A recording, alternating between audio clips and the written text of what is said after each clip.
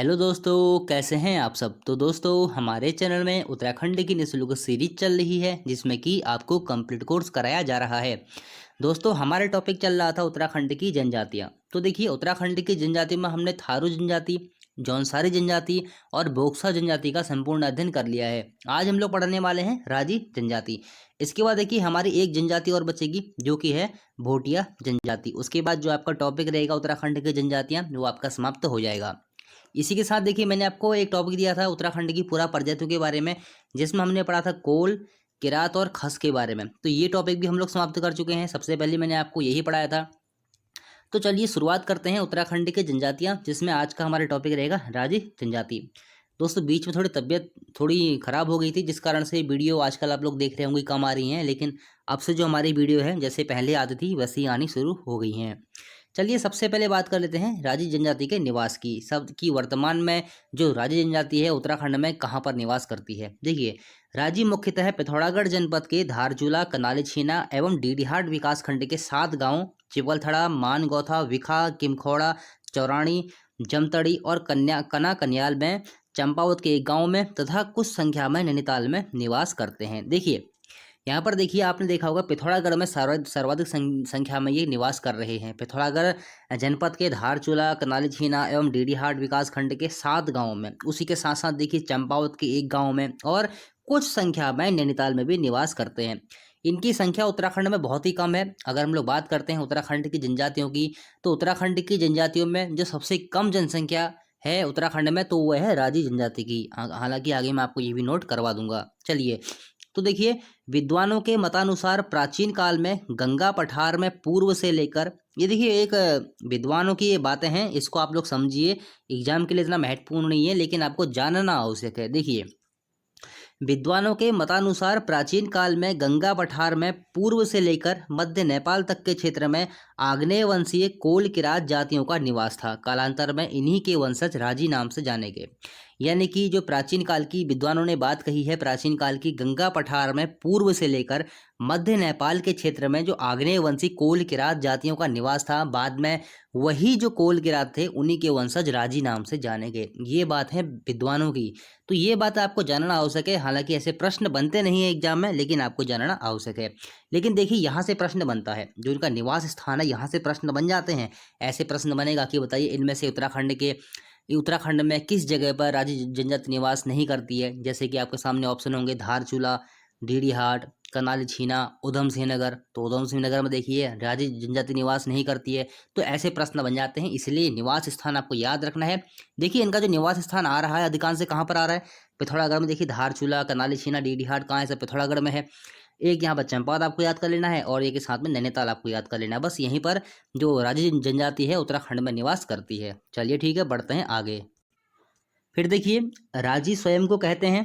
तो राजी स्वयं को क्या कहते हैं, रजवार राजपूत। अगर हम लोग बात करें राजी जनजाति की, तो राजी जनजाति स्वयं को रजवार राजपूत कहते हैं। चलिए ठीक, एक दोस्तों क्वेश्चन बनता है ये रजवार राजपूत, ऐसे प्रश्न बन जाते हैं एग्जाम में, बहुत बनते हैं ऐसे प्रश्न। बोक्सा हो, जौनसारी हो, थारू हो, तो सब में मैंने आपको ये बताया कि जो थारू जनजाति अपने आप को क्या कहती है, जौनसारी अपने आप को क्या कहती है, बोक्सा जनजाति अपने आप को क्या कहती है, उसी प्रकार से राजी जो जनजाति है वह स्वयं को रजवार यानी कि राजपूत कहते हैं। तो ये आपको याद रखना है। फिर देखिए, राजी प्राचीन काल से ही जंगलों में निवास करते हैं, इसीलिए इनको बनरावत, जंगल के राजा आदि नामों से संबोधित किया जाता है। यहाँ से प्रश्न बन भी चुका है कि बनरावत किसे कहा जाता है। तो आपके सामने 4 जनजातियों के नाम रख दिए जाएंगे। आपको पता होना चाहिए जो राजी जनजाति है उनको ही बनरावत कहा जाता है, क्योंकि ये लोग जंगल में निवास करते थे। प्राचीन काल में हम लोग बात करें, जैसे कि आदिम प्रकार के लोग ये लोग थे, जंगलों में वृक्षों के ऊपर अपना निवास स्थान बनाना, जंगलों में ही ये लोग रहा करते थे। तो अब तो इनकी स्थिति काफ़ी सुधर चुकी है। अब तो ये लोग झोपड़ी बना के रह रहे हैं। वर्तमान में हम लोग देखते हैं काफ़ी सुधार हो चुका है। लेकिन जो पहले के समय में जो राजी जनजाति थी वो जंगलों में ही अपना निवास, जो जंगलों में ही ये रहा करती थी। तो देखिए, अगर क्वेश्चन बनता है एग्जाम में बनरावत, जंगल के राजा आदि नामों से किस जनजाति को संबोधित किया जाता है, तो आपका उत्तर क्या हो जाएगा, राजी जनजाति को। उसके बाद देखिए, बहुत महत्वपूर्ण प्रश्न है, राजी जाति को जनजाति का दर्जा कब मिला। तो 1967 में पहली वाली वीडियो जब मैंने आपको पढ़ाई थी थारू जनजाति वाली, यहाँ वहाँ से सब कुछ आपको बता चुका हूँ, लेकिन फिर भी आप इसको ध्यान में रखिए कि राजी को जनजाति का दर्जा कब मिलता है, 1967 में। उसके बाद देखिए राजी को आदिम जनजाति का दर्जा कब मिला, तो 1975 में। देखिए राजी जनजाति उत्तराखंड की प्रथम जनजाति है जिसको कि आदिम जनजाति का दर्जा मिला। नोट करेंगे, अगर एग्जाम में ऐसा प्रश्न बनता है उत्तराखंड की प्रथम जनजाति कौन सी है जिसको कि आदिम जनजाति का दर्जा मिला, तो वो कौन सी हो जाएगी, राजी जनजाति, 1975 में। उसके बाद देखिए मैंने पिछली वाली वीडियो में बोक्सा आपको पढ़ाया था, तो बोक्सा को 1981 में आदिम जनजाति का दर्जा मिला था। तो अगर हम लोग बात करते हैं प्रथम किसे मिलता है, तो वो मिलता है राजी जनजाति को। चलिए ठीक है। उसके बाद देखिए इनके शारीरिक गठन की हम लोग बात कर लेते हैं। कद छोटा होता है, चपटा मुख, बाल घुमावदार होते हैं, होठ बाहर की ओर कुछ मुड़े हुए से होते हैं, रंग सामान्य काला व कुछ पीलापन सा लिए होता है। इस प्रकार से इनका शारीरिक गठन है। भाषा की हम लोग बात करते हैं, काफ़ी बार एग्जाम में पूछ भी लिया गया है कि मुंडा किस जनजाति की भाषा है, तो आपका उत्तर क्या हो जाएगा, राजी जो जनजाति रहेगी उसकी भाषा क्या है, उसकी भाषा क्या है, मुंडा। काफ़ी बार दोस्तों एग्जाम में पूछ लिया गया है और ये आगे आने वाले एग्जाम में भी पूछा जाएगा कि जो मुंडा भाषा है वो किस जनजाति की है, तो आपका उत्तर क्या हो जाएगा, राजी। फिर देखिए इनकी भाषा में तिब्बती और संस्कृत शब्दों की अधिकता पाई जाती है। तो यहाँ से दोस्तों काफ़ी महत्वपूर्ण प्रश्न बनते हैं। ऐसे ही प्रश्न आपके सामने एग्जाम में आते हैं, ये क्वेश्चन आप लोग पढ़ते नहीं है, छोड़ देते हैं ऐसे प्रश्नों को, लेकिन ऐसे ही प्रश्न एग्जाम में बनते हैं कि किस जनजाति की भाषा में तिब्बती और संस्कृत शब्दों की अधिकता पाई जाती है, तो आपका उत्तर क्या हो जाएगा, राजी जनजाति। क्यों पाई जाती है, इसका एक कारण है। देखिए अगर हम लोग बात करते हैं उत्तराखंड की, तो देखिए ये हमारा उत्तराखंड का कुछ मैप है, तो ये अधिकांश जो जो राजी लोग रहते हैं वो कहाँ रहते हैं, पिथौरागढ़ में। पिथौरागढ़ कहाँ पर हो जाएगा, पिथौरागढ़ यहाँ पर है। देखिए यहाँ पर से देखिए तिब्बत से लगता हुआ क्षेत्र है पूरा, यहाँ से तिब्बत लगता है और यहाँ से नेपाल लगता है। तो देखिए ये तिब्बत हो गया और ये हो गया तिब्बत और ये हो गया नेपाल, तो तिब्बती क्षेत्र भी है यहाँ पर। तो इस प्रकार से इनकी जो भाषा में हम लोग देखते हैं जो तिब्बती प्रभाव है हमको देखने को मिलता है, और उसी के साथ साथ संस्कृत शब्दों की भी अधिकता देखने को मिलती है। तो देखिए एक बार हम लोग जितनी भी आपको मैंने जनजातियाँ पढ़ा दी हैं अभी तक, एक बार इन सबको मैप के माध्यम से हम लोग समझ लेते हैं, ताकि आपको एक आइडिया लग जाए कि कौन सी जनजाति वर्तमान में किस जनपद में उसका जो स्थान है वो अधिकांश है। देखिए ये पिथौरागढ़ एक यहाँ पर आ जाएगी, ये हमारा हरिद्वार है, ये उधम सिंह नगर है, और ये है हमारा देहरादून। देखिए सर्वाधिक जनजाति अगर हम लोग बात करते हैं राजी की हम लोग बात करते हैं, राजी सर्वाधिक संख्या में कहाँ पाई जा रही है, तो पिथौरागढ़। देखिए मैप के माध्यम से आप लोग समझेंगे ना, आप इसको कभी भूलेंगे ही नहीं। तो देखिए सर्वाधिक जो राजी जनजाति पाई जाएगी पिथौरागढ़ के क्षेत्र में ही पाई जाती है। देखिए पिथौरागढ़ में मुख्यतः राजी जनजाति हमको मिलती है, और उधम सिंह नगर में कौन कौन सी थी, थारू जनजाति और बोक्सा जनजाति उधम सिंह नगर में थी। उसके बाद देखिए कहाँ पर, जौनसारी जनजाति कहाँ पर थी, जौनसारी जनजाति देहरादून वाले क्षेत्र पर, जौनसार वाले क्षेत्र पर। तो देखिए यहाँ पर जो राजी हो जाएगी, यहाँ पर बोक्सा और थारू हो जाएगी, और यहाँ पर हो जाएंगी जौनसारी जनजाति। भोटिया हम लोग पढ़ेंगे अगली वीडियो में, तो भोटिया की भी जो अधिकांश जो संख्या है उत्तरकाशी चमोली यानी कि जो तिब्बती क्षेत्र हैं, जो तिब्बत से लगते हुए क्षेत्र हैं, जैसे कि ये पिथौरागढ़ है हमारा, और यहाँ पर देखिए चमोली वाला क्षेत्र आता है, और यहीं पर उत्तरकाशी वाला क्षेत्र आता है। तो इन्हीं क्षेत्रों पर जो आ जाएगी जो हमारी भोटिया जनजाति है, जिसको हिमालयी जनजाति भी कहते हैं, हिमालयी क्षेत्रों में रहने वाली जनजाति, तो इन्हीं क्षेत्रों में भोटिया जनजाति भी आएगी। तो उसको हम लोग अगले वाले चैप्टर में डिस्कस करेंगे। तो ये मैप के माध्यम से आप इनको समझिए, उधम सिंह नगर, पिथौरागढ़ और देहरादून, अभी तक 3 जिलों का यहाँ पर प्रयोग हुआ है मुख्यतः है। हालांकि अल्मोड़ा वाले क्षेत्र पर भी कुछ यहाँ पर देखिए इसके नीचे अल्मोड़ा आएगा, यहाँ पर अल्मोड़ा आएगा, और यहाँ पर नैनीताल आएगा। तो यहाँ पर देखिए नैनीताल और अल्मोड़ा में भी कुछ संख्या में हम लोग को मिलती है, लेकिन बहुत कम संख्या में। अधिकांश जो संख्या मिलती है राज्यों की वो कहाँ मिलती है, पिथौरागढ़ में। एग्जाम में अगर क्वेश्चन बनेगा भी ना, तो पिथौरागढ़ से ही आपसे पूछा जाएगा। चलिए ठीक है। तो राजी को आदिम जनजाति का दर्जा कब मिला, 1975 में। आपको याद रखना है। इनकी भाषा क्या हो जाएगी, मुंडा, और तिब्बती और संस्कृत शब्दों की अधिकता इनमें देखने को मिलती है। अब देखिए बाह्य संपर्क के लिए ये लोग कुमाऊनी भाषा का प्रयोग करते हैं। जैसे कि देखिए इनके बारे में ये कहा जाता है, जैसे कि ये लोग पहले जंगलों में निवास करते थे। अगर इनको किसी भी वस्तु की आवश्यकता होती थी तो ये लोग क्या करेंगे, उस जैसे इनको मतलब कुछ भी चाहिए होगा तो ये लोग क्या करेंगे, जो आसपास का गांव होगा उस गांव के आसपास जाएंगे, और वहां पर रात्रि में जो सामान इनको चाहिए होगा वो कुछ छोटी सी मात्रा में वहां पर रख देंगे, और जो गांव के लोग थे वो किसी गठरी में बांध कर वो सामान वहां पर रख देंगे, और अगली रात्रि को जो ये लोग थे जो जंगलों में रह के जंगलों से बाहर आते थे गांव में, और जो सामान जो गांव वालों ने वहां पर रख दिया उसको ये लोग रात में ले जाया करते थे। बेहद शर्मीले स्वभाव के थे ये जो लोग थे, उनके सामने आने में ये लोग काफ़ी डरते भी थे। इस कारण से ये लोग जो इनका संपर्क था बाहर लोगों से, बाहर के लोगों से इनका संपर्क ना के बराबर था। तो कुमाऊनी भाषा का प्रयोग अगर इनको बाहरी संपर्क करना हो तो ये लोग कुमाऊनी भाषा का प्रयोग करते हैं। तो यहाँ से दोस्तों प्रश्न ऐसे बनेंगे, जो राजी जनजाति है वो बाहरी संपर्क के लिए किस भाषा का प्रयोग करती है? तो आपका उत्तर क्या हो जाएगा? कुमाऊनी भाषा।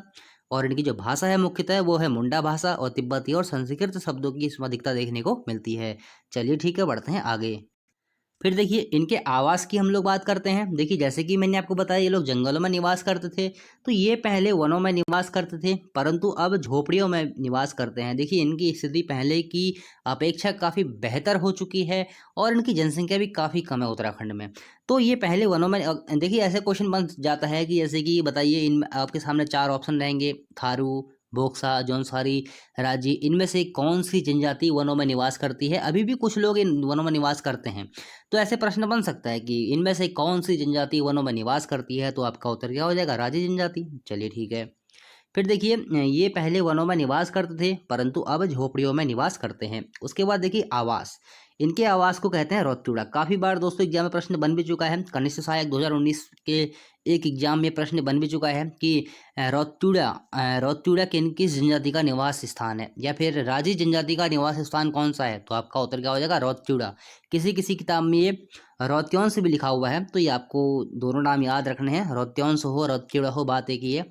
तो जो रौतुड़ा होगा वो किसका आवास होगा? वो किसके आवास को कहा जाएगा? वो कहा जाएगा राज्यों के आवास को कहा जाएगा। फिर देखिए राजी राज्य की सबसे कम आबादी वाली जनजाति है। बहुत महत्वपूर्ण प्रश्न है। राजी राज्य की सबसे कम आबादी वाली जनजाति है, और राजी जनजाति की सर्वाधिक जो आबादी है वो कहाँ पाई जाएगी? पिथौरागढ़ में। और थारू उत्तराखंड की सर्वाधिक जनसंख्या वाली जनजाति है, जो कि जो कि मैंने आपको पढ़ाया था ना पहला वाला चैप्टर जनजाति का, थारू जनजाति के बारे में, तो वहाँ मैंने आपको ये बताया था परीक्षा वाणी के अकॉर्डिंग, क्योंकि अलग अलग किताबों में कहीं कहीं जौनसारी भी लिखा हुआ है, लेकिन मैंने आपको थारू मैंने आपको बताया था कि थारू ही आपको एग्जाम में करना है। अगर ऑप्शन में थारू नहीं होगा तब आप जौनसारी की तरफ जा सकते हैं। तो सबसे कम अगर हम लोग बात करते हैं कि उत्तराखंड की किस जनजाति की सबसे कम आबादी है, तो राजी, और सर्वाधिक थारू। चलिए ठीक है। इनकी सामाजिक व्यवस्था की हम लोग बात करते हैं। सबसे पहले हम लोग बात करते हैं इनके विवाह के बारे में। देखिए इनमें पहले पलायन विवाह का प्रचलन था। ऐसे प्रश्न दोस्तों बनते हैं कि पलायन विवाह का प्रचलन किस जनजाति में था? तो आपका उत्तर क्या हो जाएगा? राजी जनजाति में।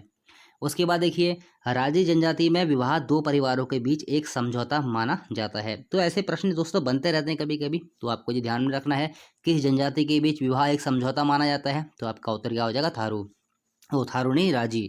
फिर देखिए सांग गाजी व पेंटा संस्कार, ये बहुत महत्वपूर्ण है आने वाले एग्जाम के लिए। हो सकता है आपको देखने को मिले ये एग्जाम में प्रश्न है कि सांग गाजी व पेंटा संस्कार या सांग गाजी व पेंटा प्रथाएं किस जनजाति में पाई जाती हैं? तो ये पाई जाती हैं राजी जनजाति में। ये क्या है? विवाह से पहले कुछ ये प्रथाएं, कुछ संस्कार किए जाते हैं, वही है ये सांग गाजी व पेंटा संस्कार। उसके बाद देखिए राज्यों में वधु मूल्य का प्रचलन है। विवाह के बाद पति अपने ससुर के घर रहने लगता है। विवाह विच्छेद व पुनर्विवाह के लिए स्त्री व पुरुष दोनों को समान अधिकार प्राप्त हैं।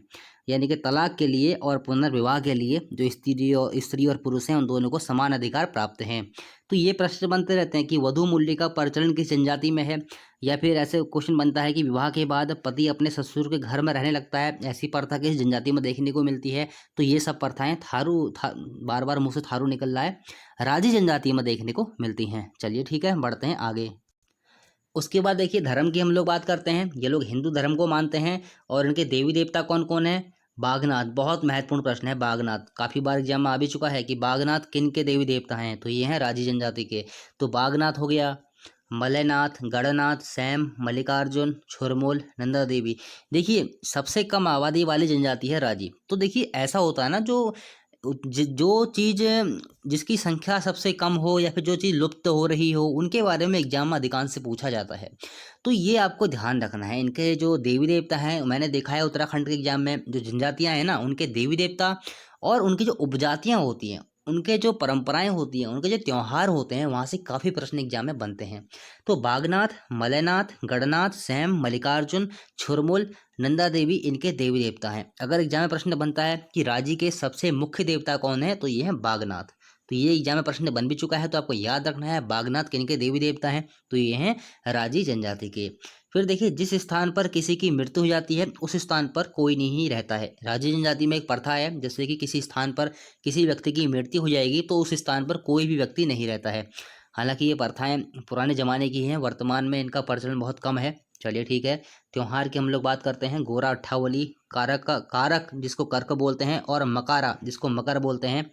तो कारक और मकारा या फिर कर्क और मकर और गोरा अट्ठावली ये किसके त्योहार हैं? तो ये हैं राजी जनजाति के त्योहार हैं। बहुत महत्वपूर्ण क्वेश्चन है, और इनमें सबसे महत्वपूर्ण मुझे ये तो पूछ भी, ये वाला तो क्वेश्चन आ भी चुका है कर्क वाला, और आने वाले एग्जाम के लिए मुझे लगता है गोरा अट्ठावली काफ़ी महत्वपूर्ण रहेगा। तो आपको याद रखना है गोरा अट्ठावली, कर्क और मकर किसके त्योहार हैं? तो ये है राजी जनजाति के। फिर देखिए राजी जनजाति के लोग रिंग डांस करते हैं, रिंग डांस जो कि थड़िया नृत्य के समान है, काफ़ी महत्वपूर्ण रहेगा आने वाले एग्जाम के लिए कि रिंग डांस किस जनजाति का नृत्य है? तो आपका उत्तर क्या हो जाएगा? राजी जनजाति का। ऐसे प्रश्न बन सकता है कि राजी जनजाति का कौन सा नृत्य थड़िया नृत्य के समान है? तो आपका उत्तर क्या हो जाएगा? रिंग डांस जो है वो थड़िया नृत्य के समान है। चलिए ठीक है। फिर देखिए सर्वाधिक राजी जनजाति निवास करती है, तो ये करती है पिथौरागढ़ में, काफ़ी महत्वपूर्ण प्रश्न है। उसके बाद देखिए राजी जनजाति झूम झूम विधि से खेती करते हैं। तो झूम विधि आपको पता है क्या होती है? एक जगह खेती करते हैं, उस कुछ समय बाद वहाँ पर क्या होता है, वो ज़मीन बंजर होने लगती है। उसके बाद दूसरी जगह चले आते हैं, वहाँ से जंगलों को साफ करते हैं, खेती की योग्य ज़मीन को बनाते हैं, उसी को कहते हैं झूम विधि। चलिए ठीक है, बढ़ते हैं हम लोग आगे। अब देखिए इनके व्यवसाय की हम लोग बात करते हैं। व्यवसाय इनका कुछ खास है नहीं, वही पशुपालन, और उसी के साथ साथ जो सबसे महत्वपूर्ण बात इनमें आएगी काष्ठ कला। ये भी बहुत महत्वपूर्ण है। काष्ठ कला जो राजी जनजाति है वो काष्ठ कला में निपुण होती है। दोस्तों अगर ऐसा प्रश्न बनता है उत्तराखंड की कौन सी जनजाति काष्ठ कला में निपुण है, अगर आपके सामने चार ऑप्शन आते हैं तो आपका उत्तर क्या हो जाएगा? राजी जनजाति काष्ठ कला में निपुण होती हैं। ये बहुत महत्वपूर्ण प्रश्न है काष्ठ कला वाला, बिल्कुल इग्नोर नहीं करेंगे। चलिए ठीक है। उसके बाद देखिए राजी जनजाति को मूक या अदृश्य विनिमय, राजी जनजाति में मूक या अदृश्य विनिमय प्रणाली पाई जाती है। जैसे कि मैंने अभी आपको बताया ना, जैसे इनको कोई वस्तु अगर इनको चाहिए होगी तो ये किसी गांव में जाएंगे और रात्रि में वहां पर उस सामान की कुछ मात्रा रख देंगे। अगले दिन जो गांव वाले हैं वहां पर देखेंगे कि इनको किसी चीज़ की ज़रूरत है, और उसी चीज़ की पोटली बनाकर वहां पर रख देंगे, और अगली रात्रि को आकर वो लोग वहां से उठा लेंगे। तो ये क्या है? अदृश्य विनिमय प्रणाली, यानी कि आमने सामने किसी को देख नहीं रहे हैं। मूक मतलब किसी से बोलचाल नहीं है, तो मूक या अदृश्य विनिमय प्रणाली यही है। ना किसी से बात करना, ना किसी को देखना, बिना बोले बिना देखे, मतलब ऐसी कोई प्रणाली इनमें है जिसके द्वारा ये अपना जो रोजमर्रा की जो वस्तुएं हैं उनको प्राप्त करते हैं। फिर देखिए ये क्वेश्चन दोस्तों बहुत महत्वपूर्ण है, एग्जाम में कई बार आ भी चुका है कि मूक या अदृश्य विनिमय प्रणाली किस जनजाति में पाई जाती है? तो ये पाई जाती है राजी जनजाति में। उसके बाद देखिए सप्ताह के दिनों के नाम का अलग अलग स्वरूप राजी जनजाति में देखने को मिलता है।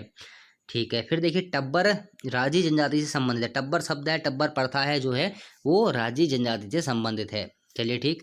उसके बाद देखिए राजी जनजाति के प्रथम विधायक कौन है? तो ये है गगन सिंह रजवार। देखिए मैंने आपको बताया ना, इनकी स्थिति में काफ़ी सुधार आ गया है। देखिए राजी जनजाति के एक विधायक भी बन चुके हैं, गगन सिंह रजवार। तो इस प्रकार से वर्तमान में हम लोग देखते हैं सरकार के प्रयासों से, और जो इनकी जो उत्तराखंड की जो राजी जनजाति है इनका इस समय विकास हो रहा है और इनकी स्थिति में सुधार आ रहा है। तो ये भी क्वेश्चन कई बार बन चुका है एग्जाम में कि राजी जनजाति के प्रथम विधायक कौन है? तो गगन सिंह रजवार।